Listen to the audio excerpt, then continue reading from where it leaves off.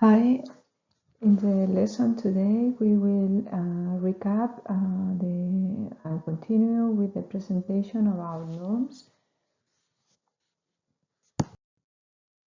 I would like to recall that norms have been used in human societies for a long time to coordinate different activities, and that can be translated into multi-agent systems. And that there have been different classifications of norms, for example, social norms or moral norms. And there are other authors that also distinguish between consumption norms. If you recall that we did this game, the t-shirt game of dressing in blue or in red, that could be a consumption norm, and there are other norms such as behavior norms, etc. In the area of multi-agent systems, the typical classification that we have are the distinction between regulative norms and constitutive norms. And the most used ones are the regulative norms that establish obligations, prohibitions, and permissions. Norms have been also included in agent designs to include obligations. So we have the extension of BDA agents that are beliefs, desires, and intentions, and they are included as obligation in void architectures. And the definition of norm that we consider are that from Goodrich, considering a norm as an established expected pattern of behavior.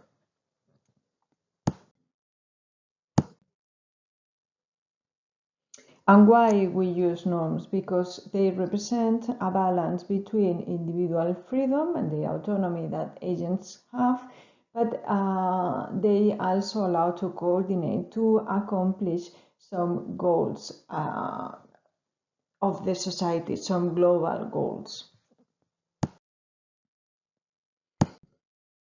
If you recall, we were discussing about what questions we have to think or we have to consider when designing norms. And for example, we were thinking about how do we represent norms and who dictates them, and will agents fulfill them or not? Is anyone in charge of detecting if there is no norm compliance? And so on. So we were seeing some examples in your case and in the traffic scenario. And some of you performed different examples in different scenarios. You were answering the questions. We saw that norms have many applications also. And we saw that we can design norms in different ways. We can have offline design, we can have emergence, but also other ways. So for the offline design, if you recall, we were discussing about this norm required to coordinate a set of robots that collect items in a grid, and the robots should not be in the same cell because that will mean that there is a collision. So we need to establish a coordination mechanism that is a norm that avoids collision. So Schoham and Tenenholm studied this, proposed and studied this scenario and defined this kind of norm. So there is a way of avoiding all collisions between robots. So it has it accomplishes the goal of avoiding collisions, but it's it's effective, but it's not very efficient, because maybe you could find shortest paths to your destination. And we also saw this formal specification of what is an environment, and the actions that agents can perform, and how a run is a sequence of interleave sequences of environment states and actions. So the agent decides which action to perform depending on what it is perceiving, so the state of the environment. And we saw that this offline norm design considered all these transitions between system states and actions. So when you perform an action in a system state, it moves the state towards the next state. So in these transitions, we can define if the transitions are leading us to a state that is good or desirable, then the action can be considered to be good. But if the transition brings the system to a state that is undesirable, then we might decide to forbid this action. So it's a way of identifying what norms can be established by specifying what actions should be forbidden, and these actions are identified based on the state.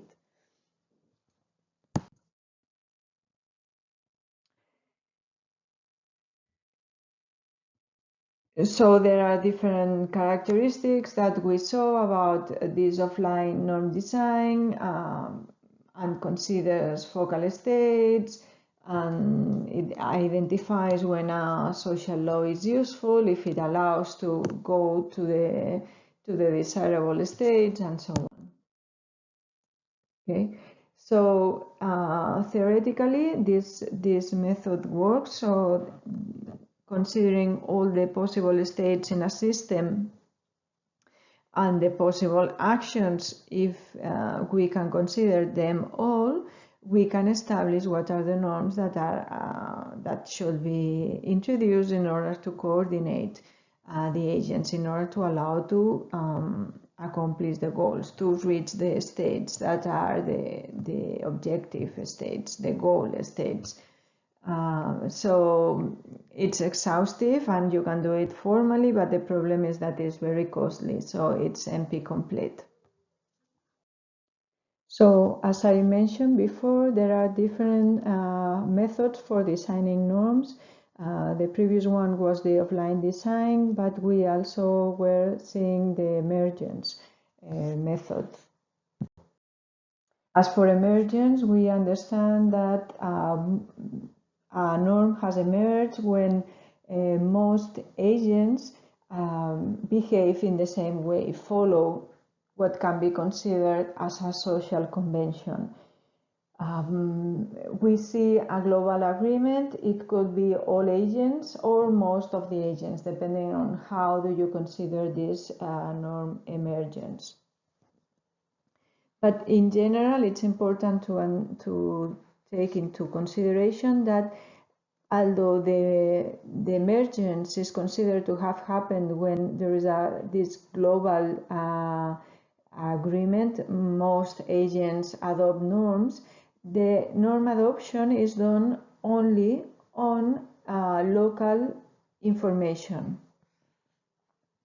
So if you recall, we played the t-shirt game. So I ask you to be an agent where every morning you had to choose between a red t-shirt or a blue t-shirt. depending on your previous interactions.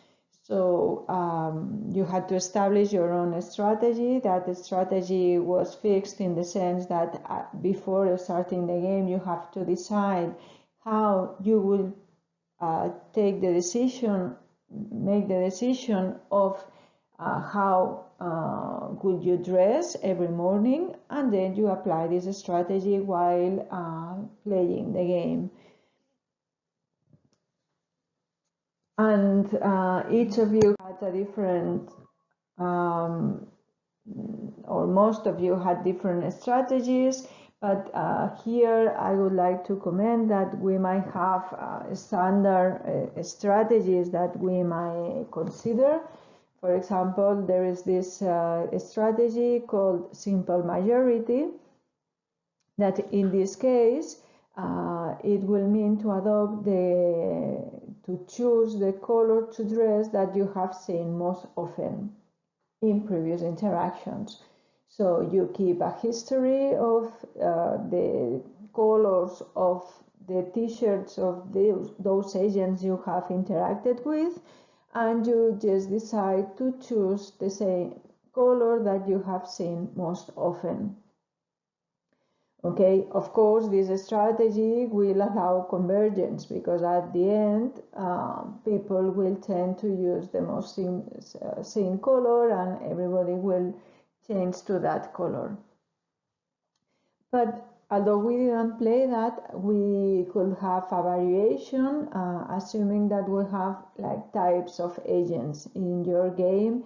You all had the same, you were all the same kind or the same type of agent, but we could have done it slightly different and think that you belong to different types. For example, some of you might belong to the techie type, and others to the youngsters, and others to the alternatives, whatever you want to call yourself.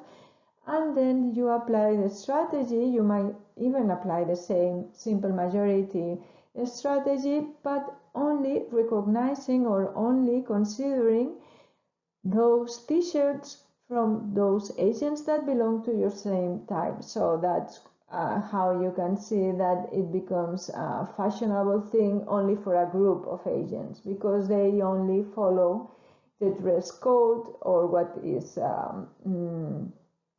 most seen for this type of agents. And then we might have other strategies that might involve communication. For example, you might say, oh, I am feeling it's been so nice to be dressing in red or whatever to someone. Okay, but we are not getting into much details here, because we want to move forward. But what you can think of norm emergence is that somehow you are kind of exploring a search space. So agents with the strategy choose a solution from a space of alternative solutions. So you choose red or blue from this space, a space composed of two possibilities, dressing in red or dressing in blue. Okay, and these possibilities are known at the same time. Okay. The typical games are repeated two-player games, just as the t-shirt game or the prisoner's dilemma or whatever, this kind of games. Okay, what is important is that we don't always get convergence. It depends on the strategies that you have chosen and also the initial conditions. So in emergence, we don't have guarantees of norm convergence. Okay, that's important. There is a lot of research on norm emergence. Here you have a few references, and norms can emerge in different ways. For example, the typical example of two alternatives is the driving direction. Some countries drive on the right, some countries drive on the left. Okay, they are just conventions that somehow emerge. And you can study this in simulations, and you can use agent-based simulation to do this kind of experiments. As I mentioned, norm emergence has been studied for a long time, and there is a paper by Sabarimutu and Cranfield some years ago that they study the life cycle of norms, how they can emerge. So they identify 4 different stages or phases of norm emergence or norm construction, as it is written here. So they identify different works by different scholars studying each of these phases and proposing different alternatives or different mechanisms that can be used. So, for example, how norms are created. You can create norms offline, as we just saw, but also there are also other mechanisms. For example, leadership. Someone that is considered to be the leader, someone that has kind of enough authority, proposes a norm. And we also have other mechanisms, as for example entrepreneurship. So in this case, there is someone that has an idea and is kind of an entrepreneur and proposes a new norm.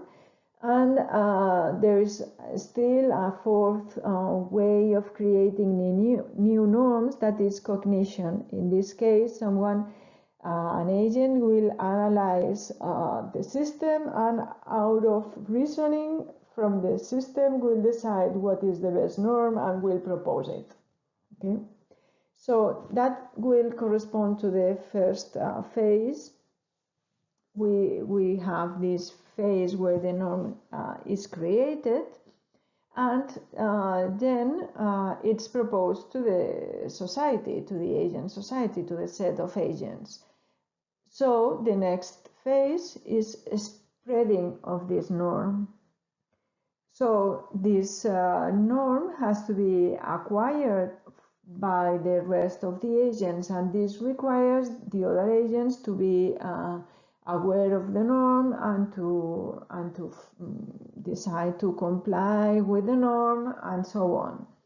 And here we also have different mechanisms or different methods that can be used. And in this paper, a state-of-the-art paper or survey paper, they studied different authors that have been covering the different methods for spreading. So, for example, they make a reference to leadership again. So we had leadership also for creation. So we might have a leader that creates a norm and also is in charge of doing the spreading, to publicizing or making other agents aware. If this agent is a leader, probably it will have followers. So these followers might comply with a norm that this leader proposes. There is also a way of a different mechanism for spreading, which can be through learning. So we might have some norms that are proposed, and other agents learn these norms. There have been different mechanisms. The first mechanism that were studied was kind of imitation. That follows the idea of in Rome, do what Romans do. So this idea of once you go to a place that you might be new, so you are not aware of the social conventions of this place, You might just decide to behave as the other agents behave. So you learn norms by imitating what other agents do. But imitation is not the only learning mechanism. You can also apply other machine learning mechanisms. And also there is a third type of spreading mechanism, which is related to culture, how norms can be transmitted from agents to agents as we transmit culture. And norms might also be transmitted as in a evolutionary way. Okay. So this is the second phase. We had first phase creation, second phase spreading. So the norm is created and then it's communicated to the rest of agents.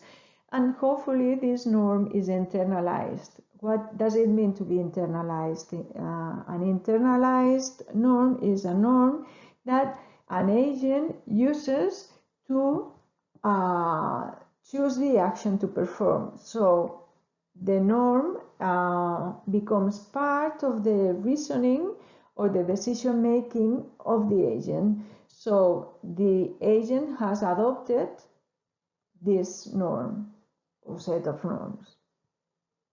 Okay, so in general, when norms spread, they are internalized by agents, but some societies consider a kind of enforcement mechanism, a way of ensuring that the norm is going to be complied with. So the typical or the most, the simplest or the most straightforward mechanism is sanction. So you might associate to each norm a sanction. So once you establish a norm, you might say this action is prohibited, and if you don't comply with this norm, you will have this punishment. There is a sanction associated to a norm.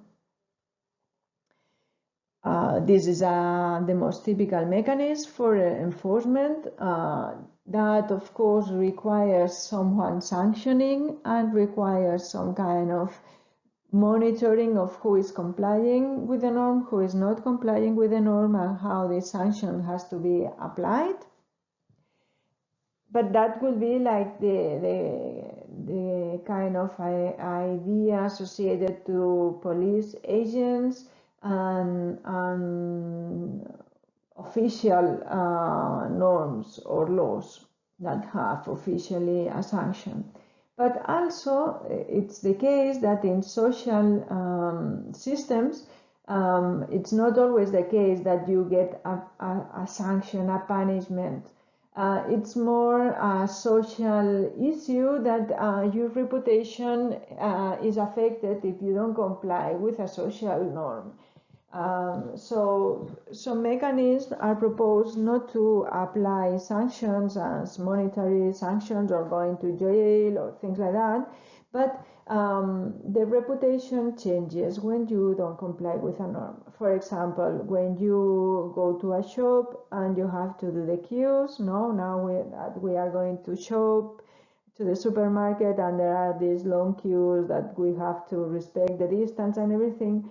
If someone does not get in line in the right position, you are not going to jail or you are not going to get a penalty, but people will look badly at you. They will think that you are not being civic, so you are behaving in a way that is not properly, that is not seen as a proper behavior by the rest of the agents. And also there is still a third mechanism for enforcement that is related to not the society around you, but how guilty you feel if you don't comply with the norm. That's related to emotions. So sometimes you comply with a norm because the rest of the society will think that you behave badly if you don't do that. But it could also be the case that you comply with a norm because you want to feel better. Maybe you decide to pay taxes because you think you have this obligation, but your inner obligation of contributing. Or maybe you want to donate to a bigger cause, because you feel it's the right thing to do. But no one will criticize you, or no one will punish you. It's an internal thing. So some punishments will result from this third phase. But at the end, what we can see is that after these three phases, creation, spreading, and enforcement, you might come to a state where a norm has emerged. So when do we decide that the norm has emerged? When most agents in the society are complying with the norm.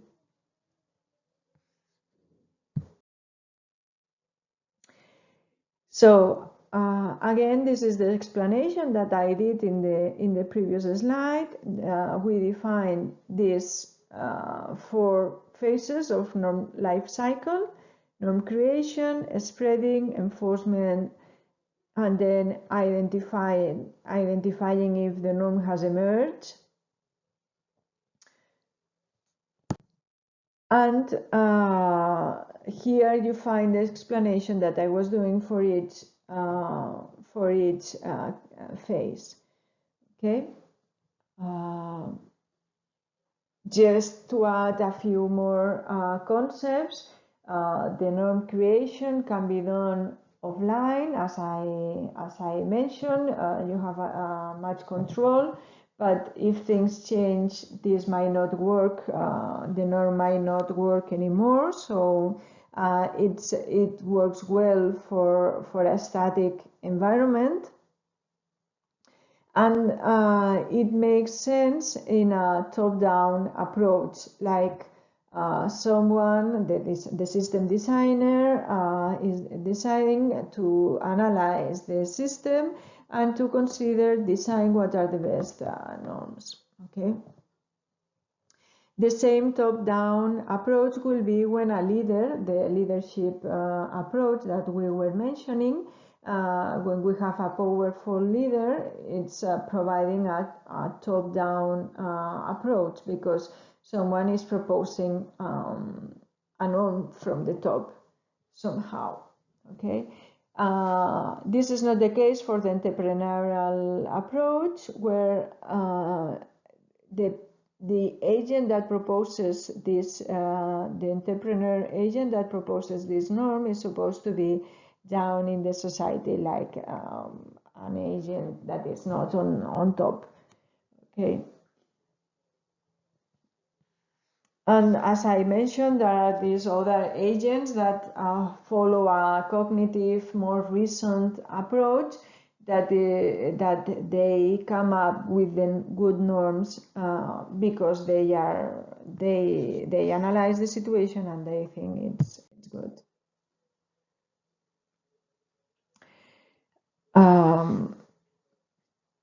Then we move to the phase of norm spreading. I was already mentioning that the norm can spread due to different factors. We have this leadership that I was mentioning before, or imitation. But at the end, what we have behind is the study of how agents decide to comply with a norm or not. So from psychological or sociological point of view, there are different types of individuals that behave in different ways and decide to comply with norms due to different reasons. So, for example, we might have individuals that just follow the norm because they would feel shame otherwise, It's like I don't want to distinguish myself behaving in a different way. That will be the idea. Some others are just willing to follow the crowd. This idea is connected to the simple majority rule that we were studying in the teacher game. So some people just behave as the rest behave, or the majority of the other agents behave. But also it is the case that some people just comply with norms because they are afraid of the punishments. Okay, so this is the idea of fear to authority. So this idea of utilitarian agents that say, I will comply with this norm because if I don't comply and I get this punishment, that will be too costly for me. So I don't follow the rule because I think it's a good rule, but because I don't want to get the punishment. Okay. But there are other agents that are that is more related to this cognitive approach in the previous phases, that they follow or comply with a norm when they think the norm is good. If they see a value in the norm, as this norm helps to coordinate us, so I will fulfill it. These are the kind of rational agents, those cognitive agents, those agents that decide what actions to do based on their cognition, based on some reasoning.